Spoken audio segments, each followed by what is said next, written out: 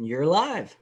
Hi, everyone. I'm Tasha Sims. And I'm Marc Caron. And you're listening to Conscious Living 100.5 FM in Vancouver on Co-op Radio, on Facebook Live right now. And then the show airs Wednesday, 6 to 7 p.m. every week. And so today, unfortunately, sadly, we only get a picture of Vincent, who's our guest. I'm going to tell you all about him. We're going to explore the topic of how we get what we want from life. Since Vincent's spiritual awakening more than 32 years ago, he's been sharing his psychic and mediumship abilities, guiding clients to examine their beliefs and aid transformation, and leave behind whatever might be blocking them from experiencing empowerment. He's an author. He's got a degree in psychology and a master's in social work. He also works in hospice, supporting patients to peacefully transition through their dying process. Vincent combines his training, research, and experience in metaphysical psychology to work as a psychic psychotherapist and spiritual teacher. Currently, he has his own show called Stop Stopping Yourself on Unity Online Radio. Welcome to our show, Vincent. Oh my gosh, Tasha, thank you for inviting me. And Mark, it's great to see you guys here. And sorry you can't see me, but I'm telling you right now, the picture looks better than I look right now, okay? We're just going to feel you, okay? How about that? Absolutely. I'm getting that across into Zoom. Well, he's a psychic, so we should be fine. Exactly. Yeah. So listen, these are challenging times, I know, for a lot of people. And I'd like to steer at some point the conversation towards helping people who might be struggling thrive a little bit more. But I want to start with talking about you, if we can, your background and what it means to call yourself a psychic. How did you first discover those gifts? Oh my goodness. I could tell you what it meant for me to call myself a psychic. It meant I was loony and going crazy. That's what I thought it originally meant. And I didn't want anybody to know that I was a psychic. Mm-hmm. I was a small town boy from Levittown, Long Island, and that's where Mr. Levitt invented the track house, where it was one after another, and he built those homes for the soldiers there. There was a military base nearby. And so I come from a very small, secluded area. So there was nothing about metaphysics. It was about religion, if you were into that. Nothing about psychics or mediums like, I became. That was my world. All I knew, though, is I was in a world where I was being tormented and bullied. I was the one bullied in school, at least until I was 17 years old. And I'm talking about every day being chased, being caught, being beat up, shoved in lockers, head flushed in toilets, being stripped and thrown into assemblies to be embarrassed, being spit on, peed on. Then when I got home, Mom had a lot of mental pathologies because she was molested by her brother until she was 13 years old. And so she used to take that out on me and my brother, and I'd get beat there for having my pants dirty from being beat up in school. And I was also sexually molested, and that was my past. But as a young person, I was extremely talented and artistic and imaginative. And I had an unbelievable ability in singing, acting, dancing. And so I got involved in all the school shows and choirs. That applause that I heard when I was on stage, Tasha, that is what kept me alive, actually. That kept me from killing myself and committing suicide that way. So I thought I was meant to be a star. Right. That was it. I was hooked on being a professional singer, actor, and dancer, and I started pursuing that. And very early on in my career, at 19 years old, I had my first nightclub act, touring different nightclubs in New York and on Long Island, and singing with people like Miss New York State that different pageants. And so it was a complete different life when I was younger. And then I met this girl, and she was the only one who would really go out with me. And Thank goodness a friend of ours, a mutual friend, introduced me to her and her to me. And she definitely went to a different school. I could not date anybody who went to my school. I didn't want them, they knew my background and nobody would date me anyway. And that was the beginnings of my life. That wasn't the beginnings of all of this that was meant to happen to me. And that didn't happen until after I had landed a part. Even though it was a small part, I was still seen in the original movie Grease. There's my biggest claim to fame in movies. I was in the movie Grease. And so I became this local star, on Long Island. And we were having our first 10-year reunion, and Grease had been out for a couple of years, and it was an instantaneous success and blockbuster. And so people were wondering if I was going to be attending that reunion. And I went with a big chip on my shoulder. I married that girl who had dated me. And by the way, I'm still married to her after 42 years and 47 years of being together with 2 beautiful children and 3 incredible grandchildren. She was the first person to believe in me. So we went to the reunion, and the one major kid who caused most of my antagonism when I was younger came running up to me and gave me this bear hug and wouldn't let go. And there was no words exchanged of, "Oh, I'm sorry, I didn't mean to treat you that way." It was just a new understanding. And in that night, he became one of my dearest friends. But his life was falling apart, and he wasn't sharing that, but I knew that. Something inside of me knew that. Every time he told me that his marriage was great, 3 wonderful children, his job was incredible, his health was great, I kept hearing something different. I kept hearing BS. And so one weekend that my wife and I spent with him at his beautiful Connecticut condo, we were driving home and I was in tears and my heart was breaking. And I knew something was wrong with him, but I didn't know what to do. I didn't know how to help him. I didn't have any of that training. I was an actor. Have me sing a song. I can do that anytime, except don't do that now. I'm way out of tune. And I prayed. I said a prayer, and I asked for the ability to be able to help him, and the ability to be able to help others like him. And within a week's time, Steven Spielberg couldn't create the same type of epic movie that happened to me, with ghosts, with psychics, with all this paranormal stuff that I all thought was crazy to start with. That kind of stuff only happened in California with the loonies over there, even though I was living there at the time. No way was that involving in my life, and yet it was happening. And from there, with a lot of work and a lot of effort and a lot of research and a lot of study and a lot of acceptance that I wasn't crazy, and I still think I am, Tasha, Marc. I think I'm nuts at some point. Here's where I am. And it was all because I asked to help. So it wasn't like I was this 5-year-old little boy that walked into my bedroom and saw a beautiful angel sitting at the foot of my bed. It was usually my mother with a strap ready to hit me for some stupid reason, but that was it. Sorry, I didn't mean to interrupt you. That thought was just there. No, it's okay. So how do you explain that to yourself? That would mean that any of us, are we all psychic? Could we all say a prayer and, all of a sudden do you believe we all carry this ability, or is it something special that happened to you? No. Take the word special, and here's the word special. If we're going to use the word special, every one of us is special. Every one of us, because we were created from a higher force. That's what I believe. That's what I know. I wasn't special. What I do believe, it's very possible that we come in, and I'm saying this in a very light, gentle way, but I do believe that many of us have soul contracts. When I look at it today, and I look back and see that my major tormentor was my gift to my abilities today, I had to have planned that before we came down.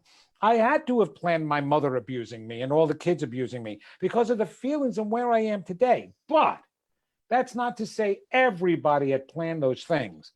but everybody is special. Everybody has intuition and psychic ability. The word psychic is a terrible label to use today because everybody is thinking it's from woo-woo land. As soon as you hear psychic, oh, wow. They either think, oh my gosh, you're so special. What an ability. It's so exciting, especially if I turn around and say psychic medium, you know, oh, you talk with dead people. You know what? You talk to dead people too. And you're psychic and you just don't accept it and know it because it's gotten such a bad label. I teach those courses today. I teach any layperson or any expert how to open up their abilities. We would not survive without it. So, okay? So yes. And I do want to lead into how you do that specifically. That was kind of a direction I wanted to go. But before we get there, this idea that you're, I hear you don't like the word special, but your gifts that you offer the world come from your wounds. Honestly, I see that in everybody also, that you know, everyone who's crossed my path, if they actually look at, if they're in touch with what their life purpose is and what they're offering the world, it seems to have a direct correlation to much of the trauma or pain or whatever they experienced in the past. Do you not see it that way? Or you are absolutely 100% spot on. As a matter of fact, in one of the classes that I teach, Discover Your Soul's Purpose, I bring them back to their early experiences. And I tell them, what has hurt you the most in your life? And chances are what has hurt you the most is what you're meant to do and help others with. Right. So what has happened to me when I was younger, my self-belief was completely torn away from me. And so what do I do today? I help people believe in themselves. And what I want your listeners to think of in those torments. Now, first, do I believe we need to go through the rough stuff in order to get to where we are today? The answer to that is a blatant 100% absolutely no. We don't need to. The problem is we're such in a habit of putting ourselves through hell before we allow ourselves to grow that we will create unconsciously, not saying consciously, we will create or come in and let all of this negative stuff happen just so that we can get to that place. And we're perpetuating forgetting who we really are. Now, that being said, I would love people to think of a sculptor, a person like Michelangelo, with a big giant piece of marble, Italian marble, it could be any kind of marble, right in front of you. Now, when Michelangelo was sculpting the statue, the shards were, all over the place. He had to wear a bandana over his mouth and nose because the dust, he would inhale it and affect his lungs. Shards would go into his eyes. So think of the mess that is creating. And all we see is the mess, but if you stay with it long enough, thank goodness he stayed with it long enough, because after the debris and the soot settled down and he polished what he just created, it was the most magnificent, beautiful statue. And I believe that that's what people are trying to do today, is sculpt their beautiful statue. And all that torment in the beginning are the shards that are hitting them in the face. And many people do walk away from that, Tasha. They don't get a chance to finish it. And others do stay there. And if you stay there long enough, you will wind up with a beautiful statue. And what's the purpose then? And I want to get into what's behind the veil as well, but you had referenced choosing this life, perhaps choosing our parents, right? Choosing the path itself that we're coming in to embody. And you'd mentioned the word soul. So how about defining your understanding of what a soul is and why do we need to incarnate at all? Holy moly, you asked some real deep questions. God, Marc, how do you work with her? Did she just ask you these deep, unbelievable questions? You're amazing. I love that. I'm an alien, beamed down. I was beamed down as a child. There you go. Absolutely. Okay. All right. So we're going to have to touch then on some spiritual stuff. And I'm not talking religion. Spirituality is the concepts and understanding of who we are, our relationship with ourselves, with each other, with the planet, with life. All right? That's what spirituality is. Religion became man's way of practicing or defining their spiritual beliefs. And it wasn't necessarily interpreted the right way. However, what I do believe is that there was a force, a higher force, and that higher force had intelligence. And in its intelligence, it said or believed, being here by myself is useless. I want to share my abilities, my powers with others. Now, that would be something very intelligent, because any individual on the planet would understand that by yourself, you can experience joy, but with others, you can experience greater joy. And so out of that thought and understanding, it divided itself into us, souls. The word soul and the name of soul only identifies who we originally and what we originally are. We're souls, that's it. People ask me all the time then, oh, do animals have souls? Do they reincarnate and reincarnate? No, animals do not have souls. Animals are animals. They completely stem from the energy of the earth. They evolved from the earth. We did not evolve from the earth, and science has proven that today. Greg Braden is an anthropologist, absolutely wonderful books that he has out. Fractured Time is one of them, where they're showing that we have absolutely no relationship to the Neanderthals, the early understanding of humankind.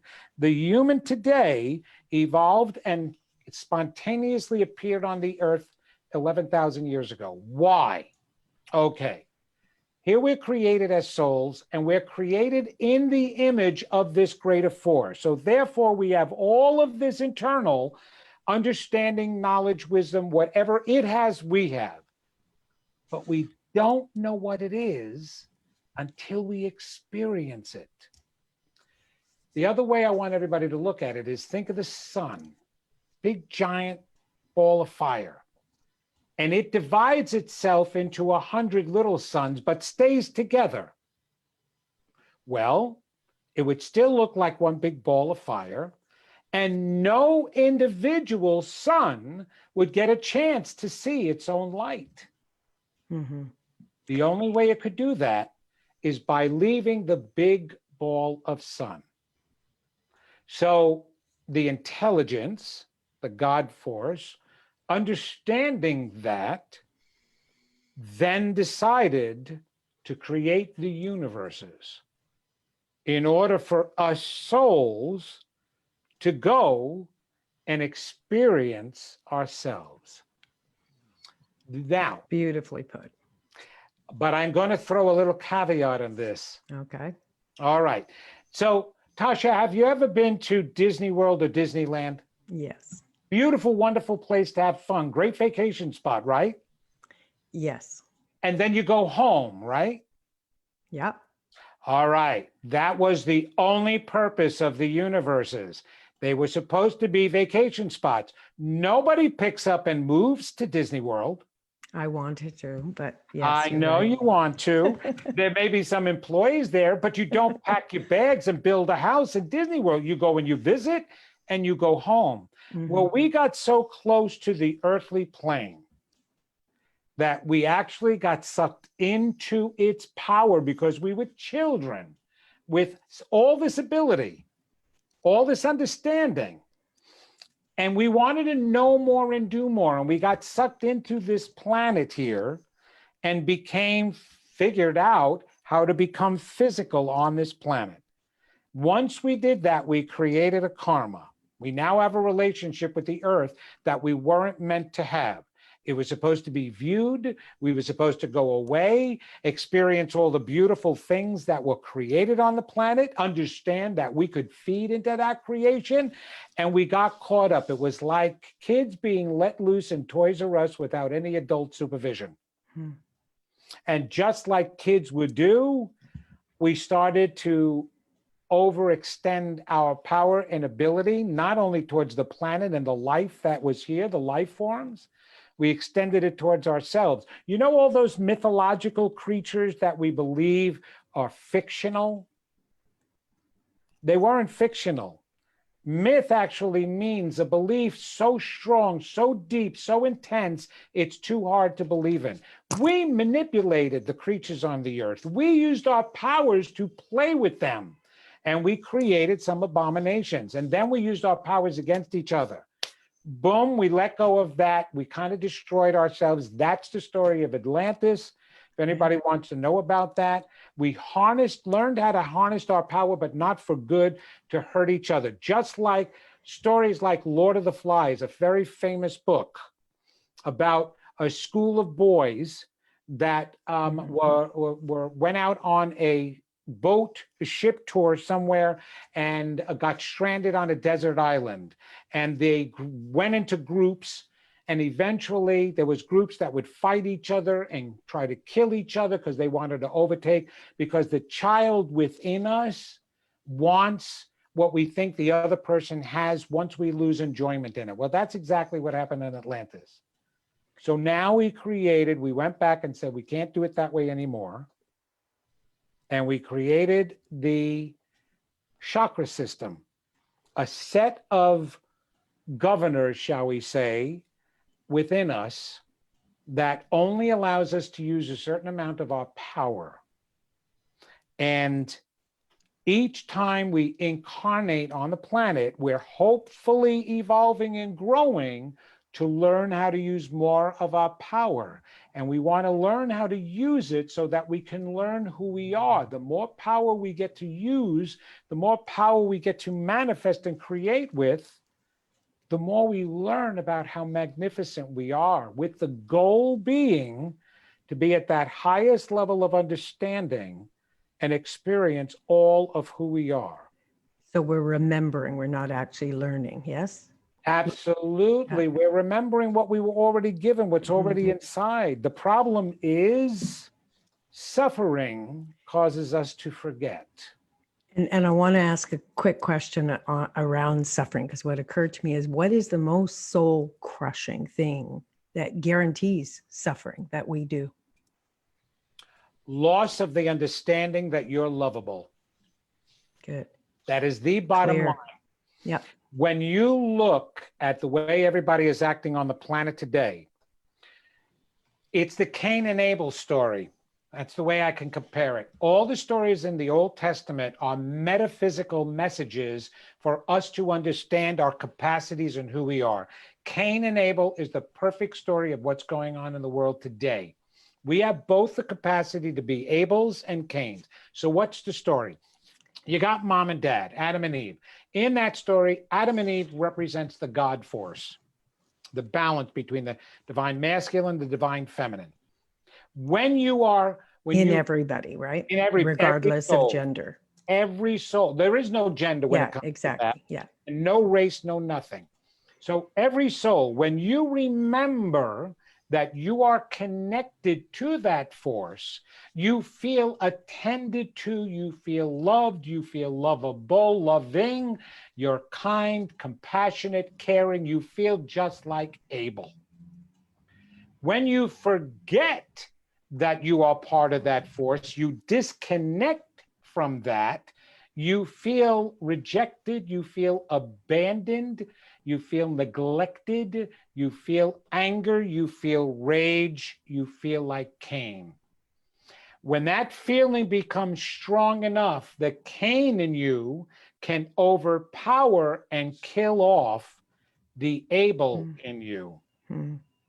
And what you are seeing today then, and that's what sibling rivalry is all about, just so that everybody knows. Why do brothers and sisters rival? They're rivaling for the attention of their parents, and attention is translated into love by children. So what you are seeing in the world, and you will hear the people say, you don't care for me, you don't protect me, you don't take care of me. That's a child's belief, not an adult's belief. And the children, the child, the neglected, hurt child in every single person that is acting that way out there is they're acting out. They're having temper tantrums. They're having any type of bouts. The only thing you're not hearing with these people right now is the rest of their phrase, nana, nana, boo, boo. I'm going home. I'm taking my bat and ball, and I'm not going to play with you. I don't care about you. I don't care if you die. I hate you. That's all the child within them that's been hurt because of the original cause. They were never taught, and they never knew that they were lovable, magnificent beings. And I have two questions I want to get in here before we move on to what's going on in the world today. You had mentioned the chakra system. So I'm curious, we're talking evolution. Can the chakra system evolve? We had a guest once that talked about the evolution of a chakra system. Good question of this. It's not that the chakra system evolved, it's that we evolved to make the chakra system balance out. There are 7 spiritual centers, and they're mostly in the human form. And Edgar Cayce has great material on the 7 spiritual centers. There are major glands in our body. And it starts with the gonads being in the first place. And the reason why the gonads is chakra or spiritual center number 1 is because one of the things that happens on the face of the earth is the gender differences, right? You've got either this over masculine concept or this over female concept, and even sex doesn't balance out between men and women on the face of the earth. Wars were started for it. People were killed because of it. So if you can't balance out the most earthly, physical aspect of who you are, how are you going to balance out the most spiritual aspect of who you are? So that's the first starting point. And then the highest point is what that mind's eye or the pineal area, it's what allows you to connect to the higher part of who you are. And so the chakra system isn't what changes, it's our relationship with it and learning from it. Every illness, oh, I'm sorry, go ahead. You were going to ask something else. Well, I'll take you right back to illness. I was going to ask the best way to connect with the force or the field or whatever you want to call that higher intelligence, you would say is through the chakras on an energetic plane or what? On an energetic plane, yes. I can promise you this, oh, people out there, dangling a whatever you want to dangle, a crystal above your chakra is not going to open it up and heal it completely. You're the one, through conscious work and choices, you're the one that can get your chakra working, that spiritual center working the way it's meant to work. And what do you say to people who go, well, there's no scientific evidence that these chakras exist? And as I say, we've had guests who are saying that the location of them is changing. Like different people have different perspectives on chakras. Well, you're absolutely right. Everybody has different perspectives. And in our realm of metaphysics and spirituality, there's different perspectives on everything, right? Mm-hmm. Because of the interpretation. But that's because they're paying attention to the wrong aspect of it. They don't need to know where it lies. Who cares if one of your chakras in your big toe? Just as long as you know what the purpose and the message and the meaning of it is. And there's such great material out there defining it. For example, like I just said, your root chakra is in your gonad area. If you look at it even drawn on a body, you can see it. It's down at the bottom. That's your root chakra. And if it's in your gonad area, it's going to have something to do with your sexuality and your gender. So, and what I mean by that is what do you believe it is to be a woman? What it is you believe it is to be a man? Here's case in point. How do you learn? You don't need scientific evidence to prove that there is a chakra, but there is scientific evidence to prove that all guys who are overly macho and misunderstand what it is to be a man wind up developing prostate cancer. So how is that a possibility then? And I'm not talking about your balanced male. Balanced men, no case of prostate issues or prostate cancer. You're saying there's a study like this? Well, there's studies in general as to different areas of the body that they're assuming, okay, what may cause it. Spiritual study cannot be scientifically proven if there's not going to be a group of people that sit there and start actually putting it together. Yeah. I'll jump up to the brain, for example. I did do studies, but it can't be a scientific study when you're studying a bunch of humans who have Alzheimer's. Well, when I was getting my psychology degree, I was working with that area, and I was wondering, okay, if there is a spiritual reason for illness, because actually, let's go back to the root here. We are spiritual beings having a physical experience. What does that mean? We're energies. Having a physical experience. Energy manipulates matter. That is a scientific understanding. Well, what is matter? Matter is anything that's physical. Your bodies, your cells, your organs are physical. Therefore, our energy manipulates our bodies. And you can actually work backwards to find out what energy that is, positive or negative energy, that's influencing the body. All negative energy is going to affect your body in some way or another. When I was doing study on Alzheimer's, and I understood and learned that the brain, the two highest functions of the brain is to keep you alive, and that's number one. And the second highest function is to protect you. We know how it protects us physically. The coronavirus, one of the symptoms is a fever. Actually, the fever is not being caused by the virus. The fever is being caused by your brain attempting to raise the temperature of your body to make it in an unlivable environment for the virus, thus hoping to kill it off. Well, how does it protect you emotionally? Well, when you have emotional pains in your life and you're doing nothing but thinking about them, it will create a new set of beliefs, a new set of behaviors to shield you and protect you from those that are hurting you. Alzheimer's.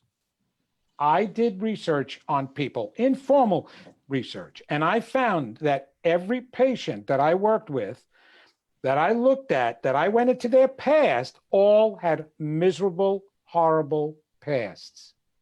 I don't believe Alzheimer's is a disease. I believe it's a defense, just the same as I believe dementia is. What do people, as they're getting older, do? They reminisce. They assess their lives. They look back.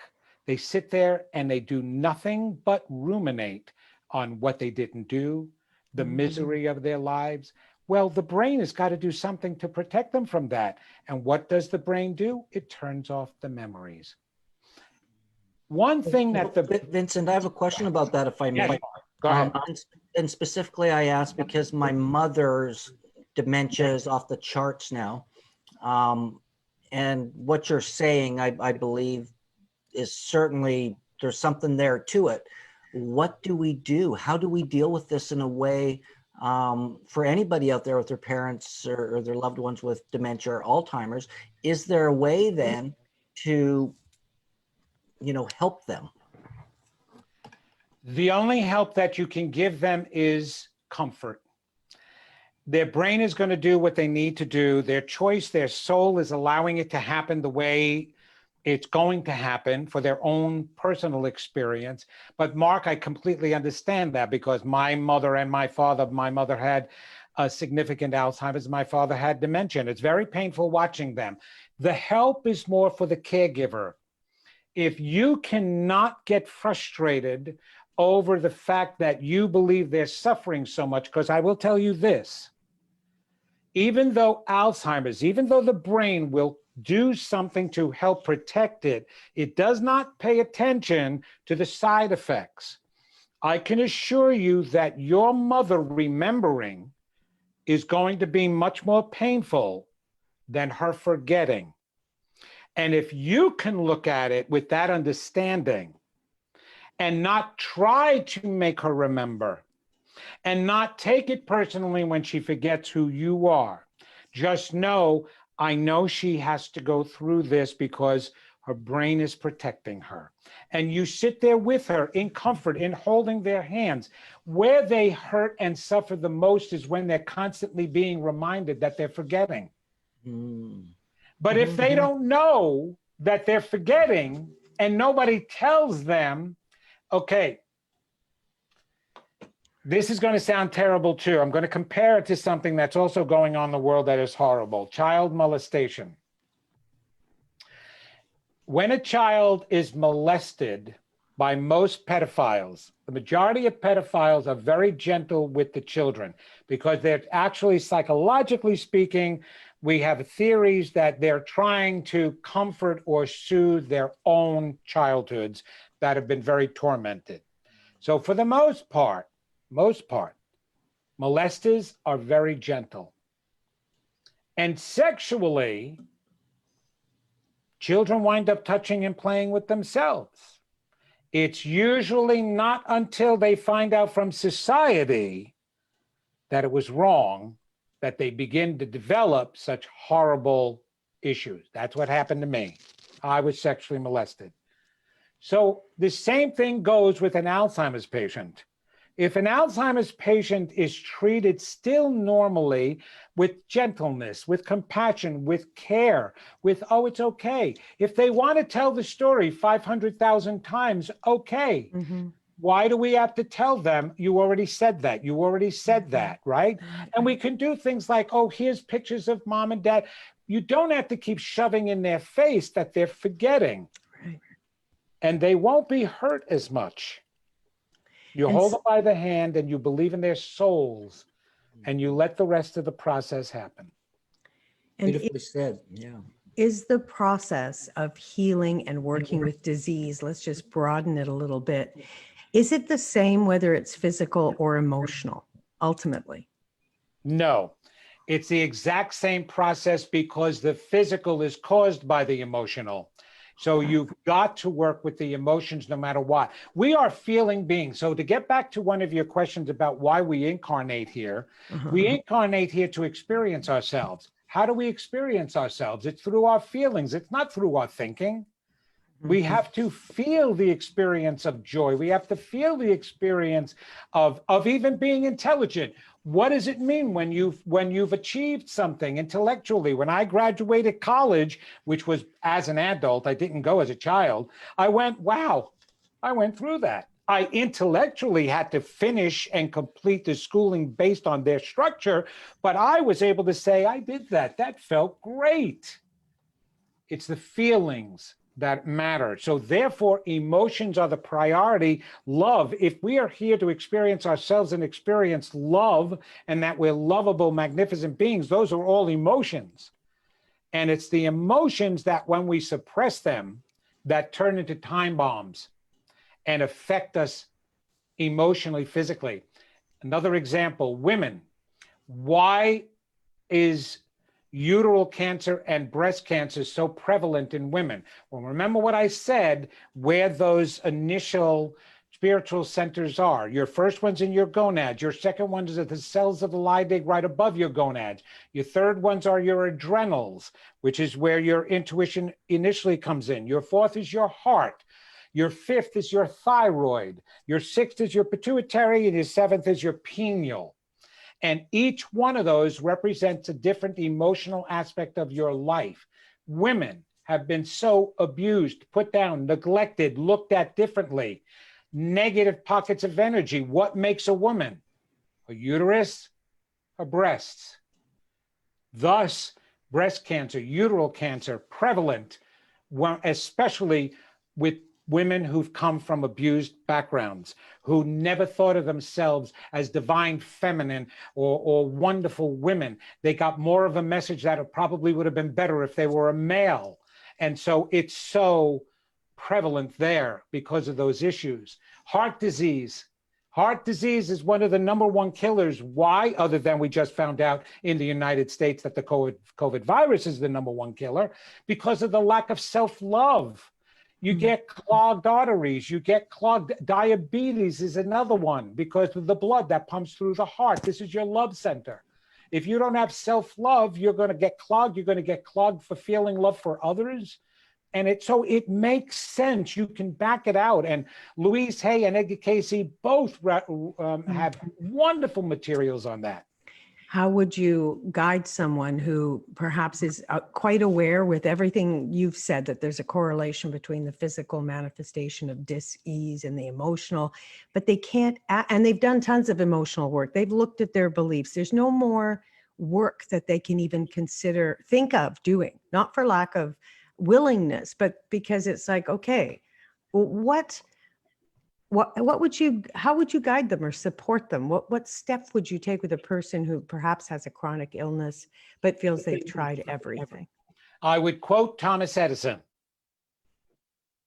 who said, when you think you've done everything, you haven't. There is no such thing. And the proof of it is the outcome of your life, Tasha. People love to believe that they've done the work. I've met them. I've thousands of clients that I've had in 37 years that I've been doing this work. And the majority of them will tell me that they've gone for counseling. All the work they've done was to learn how to cope with their lives, not heal their lives. So what makes the difference between all that work? Yes. Yeah. The difference is the core understanding and belief. I've written a book about it called God, It's Not Working. People can take all the classes they want, Tasha. They can listen to your shows, which are incredibly enlightening. And the people that you bring on, they can go to seminars, workshops. They can be experts in the area. But if they haven't done the most important process, they will never get those ingredients to work for them. And that important process is complete 100% unconditional self-love and self-belief. That is the missing ingredients for everybody. Most people do not believe what they think they believe because there are anomalies that go on in the human brain that stop that process. It's the defense portion of the brain. If you go on my website and you go to the digital store, there is a workshop called God, It's Not Working. It's fabulous because of all the work that I have done, and I've come up with different divisions of the brain. You will see that all of the processing you've done in the work, in the psychological work, you've done and with only the top portion of your brain, which is actually there to shield the rest of the brain out. The proof of that, like I said, is the outcome. Sorry. Go ahead. So you're saying the actual fight flight part, the part that experienced whatever original trauma, is not being worked with the majority of people? No, it's not. No, it's not. It's not. And when I was a psychotherapist, people are afraid to do the deep work. I'm talking about the deep recesses of your mind. No, people aren't doing that work because they believe that if they get too deep down, if you can think of different levels of the mind, the truth of who you are and where your soul resides is the very bottommost level of your inner mind. It's, you can't say it's a location, but if you think of that pyramid that they've drawn to show and represent the mind, the top 2 to 5% of the human mind, an iceberg is another model that they've used. The part above the water, the top is 2 to 5%. That represents the only portion of the human mind that is in awareness. That means 95 to 98% of the rest of the mind is in unawareness. That's why people do not know what's going on in that portion. The major part of your mind is working without you even knowing what it's doing. That's why spirituality and understanding spirituality is so important, because the only way to find out what you truly are believing, Tasha, is what you see in your life. We are manifestors, and we are connected to that force that we talked about earlier. We are manifesting consciously and unconsciously, but mostly unconsciously, and we're creating what we want and we don't want 24/7. So for example, you're a single person and you don't see love coming along, or the relationships you've had are terrible, they're breaking apart. Even a person dies young, you fall in love with somebody and they're gone. They either have to move to another country, they get sick, they die, they're gone, there you go. You're alone again. I assure you, your inner core belief is that you don't believe you're lovable, which is why you are attracting exactly what you expect. A relationship that's not going to work, because that's what people who believe they're unlovable believe. It's And not so- going to work for me. So if you have to dive into that unconscious, let's get really practical. Let's give our listeners some tips of how you do that. And I want you to maybe even touch on plant medicines, which have been fascinating to us for a while, because it's not a place you are in control. You've already, given your model of the iceberg, that conscious part of the brain is not helpful if you're on about 7 minutes, folks. okay. If you're on a medicine. So real quick, that's ayahuasca experiences. None of that works. You must say why. consciously take the effort. Nothing can happen unconsciously, because then you don't get to experience your own abilities. You're experiencing the ability of a drug, not your conscious experience. And just so that you know, I know plenty of people who've been through that. Yes, they've released, oh my God, they've cried, they've thrown up, they released all of this stuff.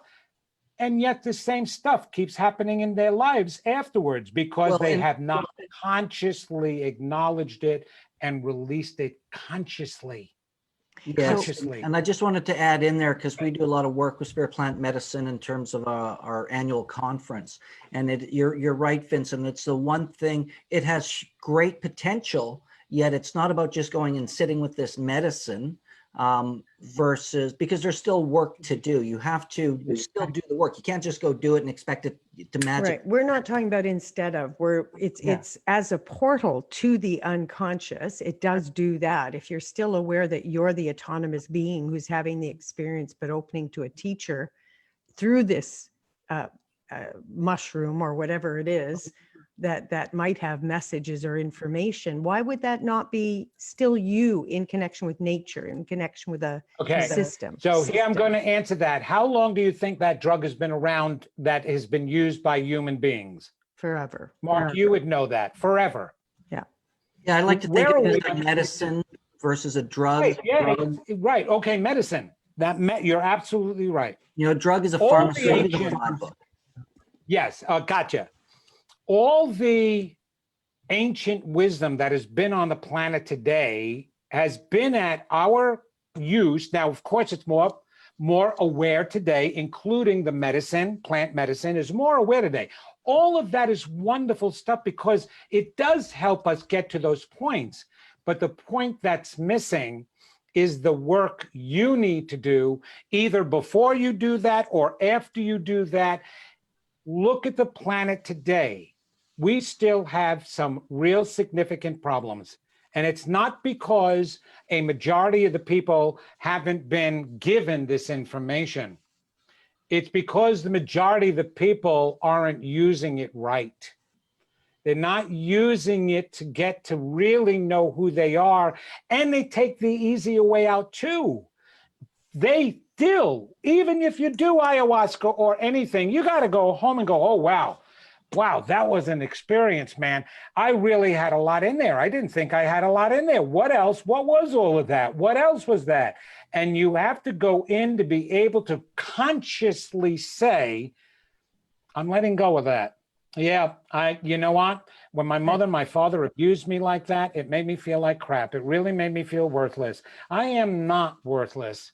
I am worth something. You've got to reparent yourself. You've got to eliminate the whiteboard of all negativity, and you can't paste pretty pictures on top of it and say it's all gone. Mm-hmm. You've got to erase that board. And the only way to erase that board is by consciously sitting there and having a conversation with the deepest part of who you are, and willingly and openly let it go. So when somebody gets you upset, you're going within first and you're going, okay, what part of me was just that button that was just pushed. When my wife and I, 47 years being together, I can assure you we've had some arguments.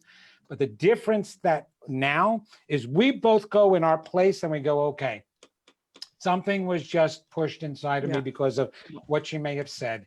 And that's the healing. Then when you go, what, that was me.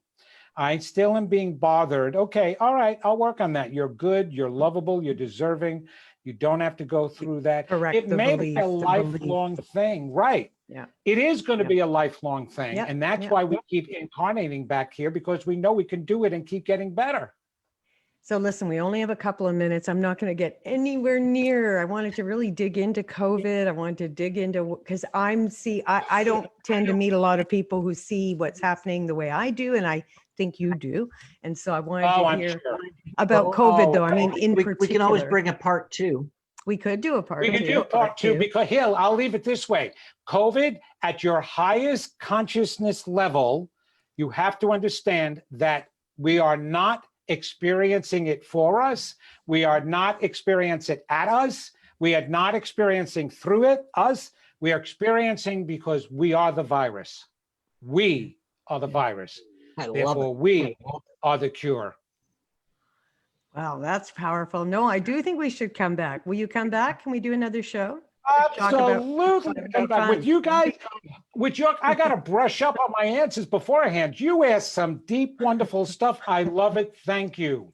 So tell our listeners where they can find you. We'll also post it on consciouslivingradio.org. It's on the links below, but go ahead verbally, Vincent, if you don't mind, your website. The best place to find me is my website at vincentgenna.com, and that's with a Genna. That will connect you also to all my social media platforms. It will also bring you to my Unity online radio show. There's a ton of podcasts there.